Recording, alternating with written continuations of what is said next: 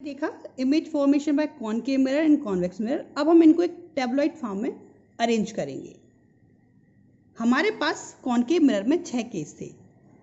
Position of object की बात करें तो पहला ऑब्जेक्ट पहले कहाँ रखा हुआ था? बहुत दूर, दैट इज एट इनफाइनाइट। हमने सबसे पहले इसको कहाँ लिया?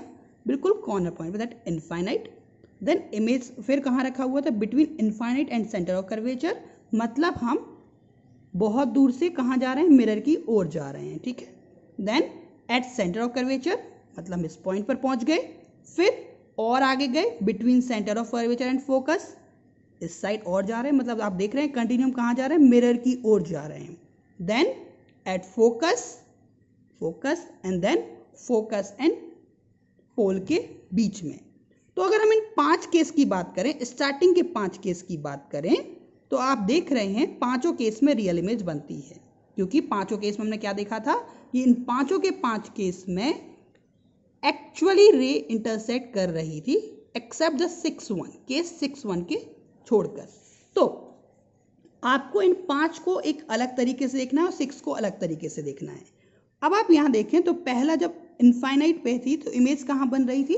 फोकस पर, मतलब कि जब ऑब्जेक्ट इनफाइनाइट पे था इमेज थी फोकस पर। सेकंड केस में जब ऑब्जेक्ट था इनफाइनाइट और सेंटर ऑफ कर्वेचर के बीच में, तो इमेज कहाँ आ गई थी? फोकस और सेंटर ऑफ कर्वेचर के बीच में। आप देख रहे हैं ऑब्जेक्ट इस साइड आ रहा है और इमेज कहाँ जा रही है? इस साइड जा रही है, मतलब away from the mirror. Then third case में सेंटर ऑफ कर्वेचर पर ऑब्जेक्ट था तो इमेज भी कहाँ पहुंच गई? अब यहाँ से सेंटर, अब कहाँ पहुंच गई? सेंटर ऑफ कर्वेचर, मतलब कि पहले यहाँ, फिर इन दोनों के बीच में, फिर यहाँ। अब फोर्थ केस में इमेज कहाँ चली जाएगी? और इस साइड, मतलब कि फोर्थ केस में जब ऑब्जेक्ट सेंटर ऑफ फोकस के बीच में था तो इमेज कहाँ पहुंच गई? Between centre of curvature and infinite.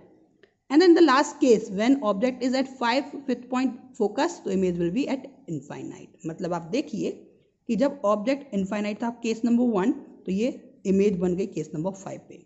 फिर case number 2 and case number 4, case number 3, case number 3, case number 4, case number 2, case number 5, case number 1। मतलब कि ऑब्जेक्ट लेफ्ट टू राइट जाता है towards the mirror and image right to left जाती है mirror to infinite, ठीक है। ये आपको हमेशा याद रखना है, ठीक है। नेक्स्ट, अगर हम इनकी साइज ऑफ इमेज की बात करें तो सबसे पहली जो इमेज बनती है आपकी वो कैसी होती है? पॉइंट साइज या डायमेंस, हाईली डायमेंस, बहुत छोटी बनती है। सेकंड केस में हम अगर इमेज की बात करते हैं तो smaller than object. Third case में बात करते हैं तो equal than object.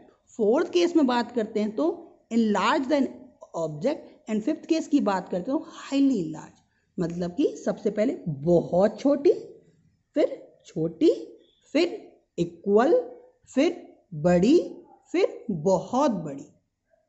It means image जो देखते हैं हम वो जैसे जैसे मिरर के पास आते जाते हैं इमेज की साइज बढ़ती जाती है, highly small, small, equal and magnify. इन पांचों केस में क्या हुआ? एक्चुअल इंटरसेक्शन, तो real and inverted. 6 case, special case की बात करें जब ऑब्जेक्ट कहाँ रखा हुआ होता है? फोकस एंड पोल के बीच में, तो इमेज कहाँ बनती है? Behind mirror. एंड कैसी बनती है? Magnify and virtual and erect. तो अगर अब हम बात करें कि कॉनकेव मिरर कौन सी इमेज बनाता है, तो हम बात कर सकते हैं concave mirror real and virtual दोनों इमेज बनाता है। लेकिन जब वो रियल इमेज बनाता है तो उसकी साइज कैसी होती है? हर टाइप की, बहुत छोटी, छोटी, बराबर, बड़ी, बहुत बड़ी। लेकिन जब वो वर्चुअल इमेज बनाता है तो केवल और केवल मैग्नीफाई वर्चुअल इमेज बनाता है, ठीक है। तो आपको याद रखना है कॉनकेव मिरर की इमेज फॉर्मेशन के rule. Now come to the convex mirror, image formation by convex mirror. Case number 1 में हमने देखा when object is at infinite, position of image is at focus F, size of image highly small, nature of image virtual erect. Second case में जब infinite पोल के बीच, तो image पोल और focus small, virtual and erect. दोनों ही case में image कैसी बन रही है? वर्चुअल। तो अगर मैं बोलूं कॉन्वेक्स मिरर रियल इमेज बनाता है क्या, तो answer is no. Convex mirror केवल और केवल वर्चुअल इमेज बनाता है। साइज की बात करें, साइज क्या है, हाईली स्मॉल एंड स्मॉल। तो कॉन्वेक्स मिरर हमेशा जो इमेज बनाता है वो कैसे बनाता है, छोटी इमेज बनाता है। अगर हम ओवरऑल बात करें कि ऐसा कौन सा मिरर है जो कि इनलार्ज इमेज बना सकता है, तो कॉनकेव इनलार्ज इमेज बना सकता है क्या, बिल्कुल बना सकता है। कॉन्वेक्स इनलार्ज इमेज बना सकता है, बिल्कुल नहीं। अगर हम बात करें ऐसा कौन सा मिरर है जो स्मॉल इमेज बना सकता है, तो कॉन्वेक्स स्मॉल बना सकता है, बिल्कुल। क्या कॉनकेव बना सकता है, बिल्कुल। लेकिन अगर हम बात करें ऐसा कौन सा मिरर है जो वर्चुअल इमेज बना सकता है, तो अगेन कॉन्वेक्स भी बना सकता है, कॉनकेव भी बना सकता है। लेकिन अगर हम बोले वर्चुअल एंड मैग्नीफाई इमेज कौन बनाएगा, तो वर्चुअल और मैग्नीफाई कॉन्वेक्स नहीं बना सकता। वर्चुअल एंड मैग्नीफाई केवल और केवल कॉनकेव मिरर बनाएगा। सेम टू सेम अगर मैं बात करूं वर्चुअल एंड स्मॉल कौन बनाएगा, तो वर्चुअल और स्मॉल कॉनकेव नहीं बना सकता। ये केवल कौन बना पाएगा, आपका कॉन्वेक्स मिरर। ठीक है ना। हमने पिछले वीडियो में बात की थी कि साइन कन्वेंशन में हम v की वैल्यू देखेंगे कि v की वैल्यू पॉजिटिव और नेगेटिव कब आएगी। तो अगर हम सारे रे डायग्राम देखते हैं तो जो रियल इमेज बन रही है केस नंबर 1, 2, 3, 4 और 5 में, ये मिरर के लेफ्ट हैंड साइड बन रही है। मतलब कि जब भी मिरर में, ध्यान रखिएगा मिरर की बात कर रहा हूं, ओवरऑल की बात नहीं कर रहा हूं, जब भी मिरर में रियल इमेज बनेगी तो v की वैल्यू कहां आ रही है, left hand side, that is equal to v equal to negative. For mirror real image v is equal to always negative.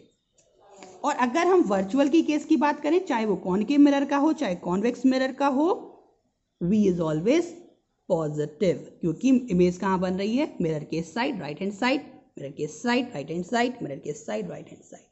तो हम एक जो कन्फाइन कर सकते हैं कि किसी भी मिरर में जब इमेज बनती है और अगर वो रियल इमेज है तो v नेगेटिव और अगर वर्चुअल इमेज है तो v पॉजिटिव।